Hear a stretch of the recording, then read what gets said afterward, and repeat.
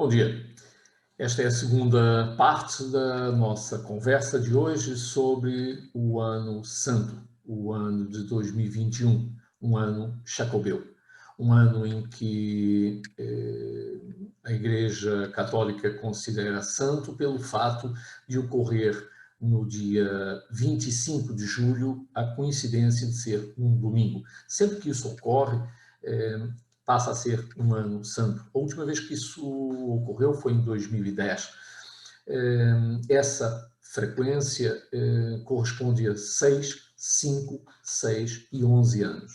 E, portanto, vai ser exatamente o caso de 2021, daí ser um ano Jacobeu. Nesta segunda parte da nossa conversa, vou desenvolver um pouquinho com vocês o fenômeno do caminho. Na primeira parte vimos a geografia, ou seja, a biografia de Santiago, e agora vamos falar sobre os caminhos, o fenômeno dos caminhos de Santiago. Um caminho que tem crescido exponencialmente nos últimos anos, sobretudo no século XX, mas que tem autênticos picos, e vamos ver isso também, quando são exatamente esses anos santos. E, pegando o final do raciocínio do filme passado, nós estamos em Compostela, Campos Estrela, que deu origem ao nome da cidade, e onde foi construído um primeiro santuário, e foi divulgado por todo o mundo católico a notícia de que tinham sido descobertos os 3 túmulos: Teodomiro, Atanásio e Teodoro, Atanásio e Santiago de Compostela. Essa notícia, que se espalhou como pólvora pelo mundo cristão na época, justificou uma série de trajetos e caminhos que começaram se fazendo para Santiago. Eu gostava aqui de mencionar um aspecto que é importante, já que vamos falar dos caminhos. Não existe um caminho, existe o caminho. O caminho que o seu cliente, o cliente da sua agência, começa fazendo antes até de sair de casa. Ele começa fazendo a partir do momento em que você, como agente de viagens, propõe que o roteiro que vai fazer com o glamour inclua alguns dias desse caminho de Santiago. É aí onde começa o caminho de cada um deles. E, portanto, vamos falar do ponto de vista histórico e chegar também aos dias de hoje. Estamos no século IX. O túmulo de Santiago, os túmulos foram descobertos no ano 811, e já 20 e poucos anos após isso já existem registros, em 835, registros históricos documentados de peregrinação a esse primeiro santuário em Compostela. O mundo era cristão no resto da Europa e no norte da Península Ibérica. O restante era ocupado exatamente pelas invasões muçulmanas do ano 711, ou seja, 100 anos atrás, 100 anos antes. Esse movimento de guerra e de legitimação da reconquista desse fenômeno, que ficou conhecido como reconquista cristã, teve um upgrade fabuloso com a descoberta dos túmulos que referi, sobretudo de Santiago, naturalmente, porque acabou dando a Santiago um local, um lugar de ícone, de bandeira, de baluarte das tropas cristãs, e justificando dessa forma as invasões territoriais, a reconquista desses territórios, inclusive onde eu estou. Primeiro trouxeram a fronteira até ao Rio Douro. O Porto foi durante muitos anos cristão, e do lado oposto, em Vila Nova de Gaia, era ainda território muçulmano.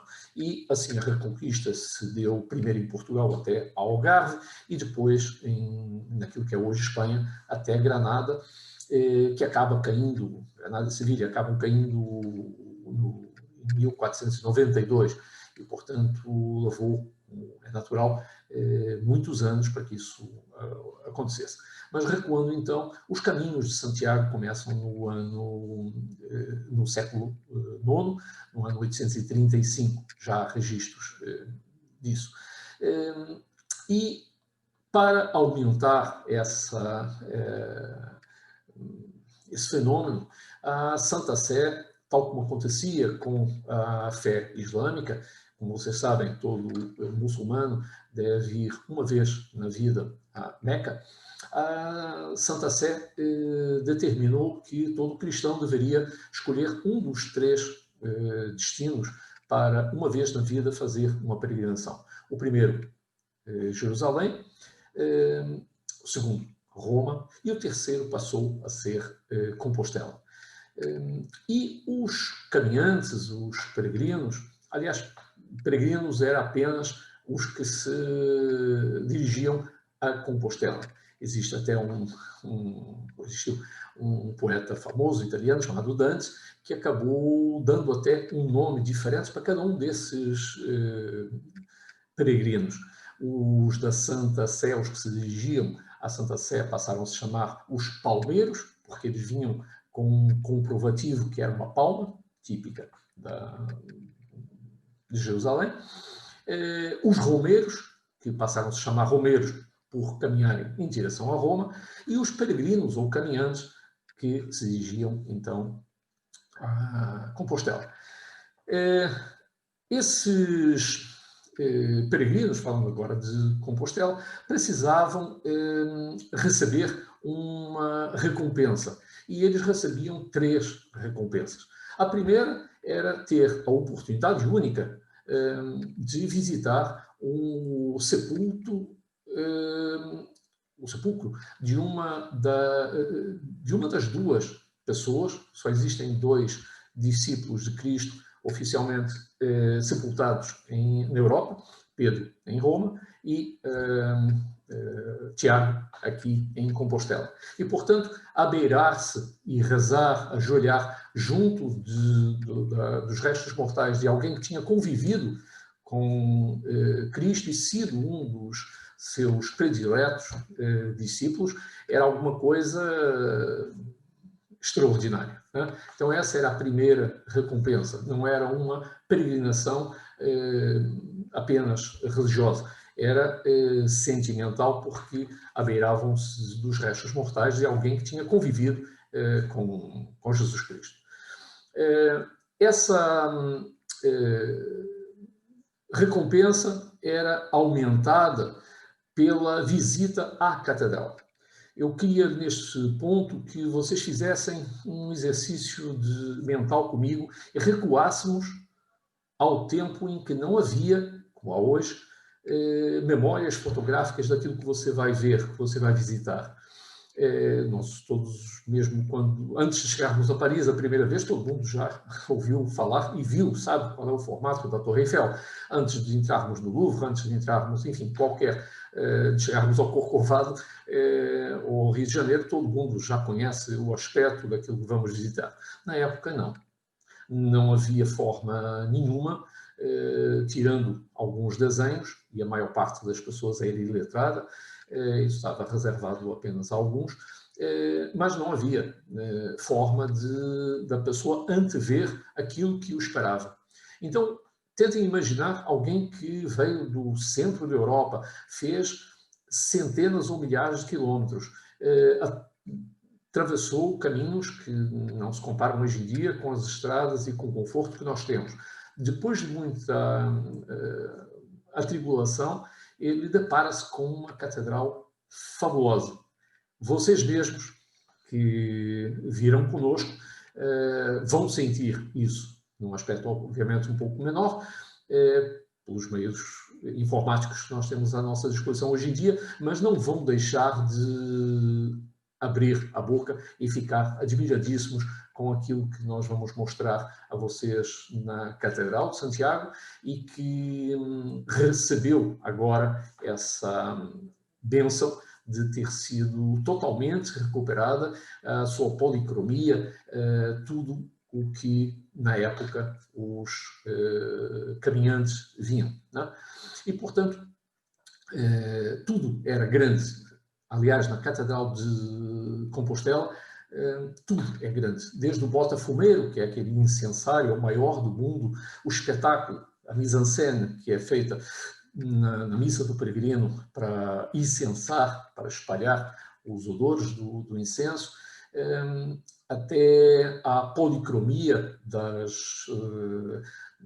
talha dourada, dos anjos, que estão feitos em proporções, inclusive, diferentes, de forma que você, do centro da nave, consiga ter uma noção que eles estão muito mais perto, porque têm exatamente tamanhos diferentes, e toda a policromia, inclusive do pórtico central, você é recebido entra pela porta principal, a porta que dá para a Praça do Obradoiro, e atravessa o Pórtico da Glória, um pórtico multicolorido, que recuperou agora as suas cores originais. Na época do estilo românico e no gótico, a policromia era uma norma, mas o Pórtico da Glória é excepcional, deu um show não só de cores, mas também de teatralidade. As figuras conversam, sorriem, tocam instrumentos, conversam umas com as outras. É muito interessante porque estamos falando do século IX. Então, a genialidade desse mestre, Mateu, ao conceber a catedral, obviamente, e não foi o único, mas, sobretudo, a cereja em cima do bolo foi exatamente o Pórtico da Glória. É alguma coisa que, mesmo para os padrões atuais, é uma coisa magnífica. Pela teatralidade, como eu disse, e pela policromia. O que é que representa o Pórtico da Glória? São, na verdade, 2 arcos, tem 2 portas, e a ideia foi mostrar ao visitante, ao peregrino, o retrato daquilo que seria uma visão apocalíptica da Idade Média, ou seja, com Cristo no centro, é lógico, da cena, mas logo abaixo Santiago de Compostela. Então, todo aquele pórtico foi para trazer Santiago para o centro das atenções. Ele está exatamente logo por baixo de Cristo glorificado. Está ladeado pelos apóstolos, está ladeado pelos anciãos, pelos 24 anciãos do Apocalipse, pelos profetas à esquerda, anjos, todos eles cantam a glória do Senhor, e é interessante também ver os instrumentos musicais da época que eles utilizam. E ali, Mateu não poupou despesas. Para vocês terem uma ideia, a quantidade de ouro puro e de lápis lazuli que foi utilizado nesse Pórtico da Glória não tem paralelo com nenhuma outra obra, nem do seu tempo, nem depois disso. Então, ele ficou, obviamente, conhecido pela genialidade, obviamente, do projeto, mas também com a riqueza que colocou nessa sua obra. E, portanto, 800 anos passados, essa é a recompensa de cada um de nós, cada vez que agora visitarmos a Catedral de Santiago. Estava dizendo que havia 3 recompensas, não é? Já vou à terceira. Na Catedral de Santiago existem algumas tradições também históricas. Uma delas de você tocar o pórtico central com a mão. Com o passar de milhares de milhões de pessoas ao longo desses séculos, existe inclusive 5 furos, que correspondem aos 5 dedos de tantos milhares de pessoas que tocaram exatamente ali. Uma outra tradição é tocar com a cabeça, bater com a testa, na figura que se atribui ao próprio Mateu, para tentar, de alguma maneira, absorver a genialidade de um mestre medieval como esse. Uma terceira tradição é abraçar a figura de Santiago. Nós, ao entrarmos na igreja, o Pórtico da Glória está, obviamente, aos pés, e existe o deambulatório, e junto do altar-mor, para além de admirarmos o altar, descemos à cripta por uma escadinha, visitamos e rezamos junto do túmulo de Santiago, subimos pela escadinha oposta e depois vamos subir uma outra escadinha para passar por trás exatamente da figura de Santiago e do seu manto cheio, repleto de pedras preciosas, e é muito tradicional abraçar o santo e aproveitar dali para ver a nave principal da catedral, uma nave lindíssima, uma igreja fantástica, e estarmos dentro do centro da cena do altar-mor. Né? E, portanto, uma das tradições é exatamente essa. A quarta seria exatamente visitar a cripta e rezar, como eu expliquei há pouco. Mas eu estava dizendo que havia 3 recompensas, se vocês se recordam. A primeira se abeirar do sepulcro de alguém que conviveu com Cristo. A segunda recompensa, ver uma obra de arte fantástica como esta que nós vamos visitar com vocês. E a terceira, não menos importante, para os peregrinos na época, era e é, nesses anos santos, receber a indulgência plenária. O que é a indulgência plenária? É a graça que a Santa Sé concede do perdão completo dos nossos pecados. Então, essa peregrinação tem, nesses anos santos, esse exponencial, exatamente por isso, esses picos de visita, exatamente por isso, o que vai acontecer agora em 2021, durante 365 dias. Ou seja, do final da tarde do dia 31 de 2020 até ao dia 31 de dezembro de 2021. Então, todas as pessoas que visitem, que façam a primeira peregrinação, que visitem a igreja, que se abeirem do túmulo, que confessem, que comunguem, recebem essa indulgência plenária. Só que para ter, inclusive, essa indulgência, direito a essa indulgência plenária, nos anos santos, não é o caso agora, como eu disse, do ano Jacobeu, este que está entrando, as pessoas têm que entrar por uma porta de menor importância. Não pela porta principal, não pelo Pórtico da Glória, mas sim pela porta santa, que vai ser aberta no final da tarde do dia 31 de dezembro de 2020.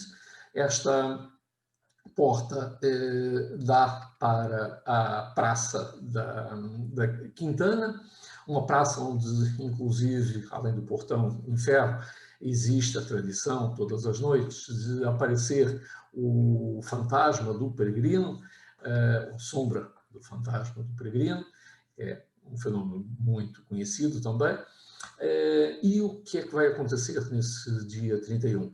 O arcebispo de Santiago vai se abeirar, vai abrir esse portão em ferro, vai andar um pouco mais até uma parede de tijolos, onde vai bater 3 vezes com um martelo de prata e vai, ao mesmo tempo, pedir a autorização de Santiago para que por essa porta entrem os pecadores e recebam dessa forma a sua indulgência plenária.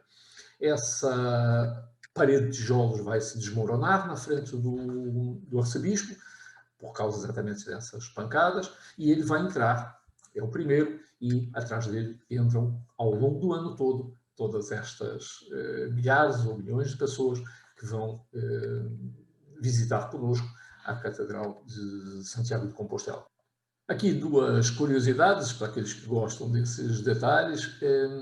Essa indulgência plenária pode ser conseguida, inclusive, a favor de alguém que já tenha falecido, de um fiel defunto que não tenha tido a oportunidade de realizar o caminho a Santiago. Assim como pode ser conseguida por aluguel, ou seja, terciarizando essa visita, essa peregrinação. Então, você recebe essa indulgência plenária desde que uma terceira pessoa faça essa peregrinação e siga estes passos por você, por qualquer motivo, não tenha possibilidade de vir. É uma curiosidade adicional. Mas estava dizendo que os caminhos de Santiago, só para fechar hoje o tema, os caminhos de Santiago, sem dúvida alguma, são inúmeros. Ao longo da Europa, depois juntam-se todos no caminho francês, há o caminho espanhol, que percorre, então, o norte de Espanha, e os caminhos de Portugal, que vamos falar no próximo filme. Mas, sem dúvida alguma, para além de ser um caminho que começou por ser de devoção cristã, passou a ser também um caminho ecumênico, um caminho por onde vieram novos estilos arquitetónicos, novas políticas, novas maneiras de pensar, novas tendências, e é, sobretudo, um caminho de inclusão, um caminho num mundo às vezes tão dividido, como sempre tivemos e como temos, infelizmente, hoje em dia. É um exemplo fantástico de tolerância, de bem acolher uma opinião diferente, de você conviver com a natureza. Todos esses caminhos, não importa quais sejam, todos eles atravessam zonas lindíssimas e é um contacto fantástico com a natureza e os elementos de rios, de montanhas, de lagoas, de paisagens lindíssimas, e que nós visitaremos com vocês com todo prazer em 2021, num ano santo, num ano Chacobeu. Até já.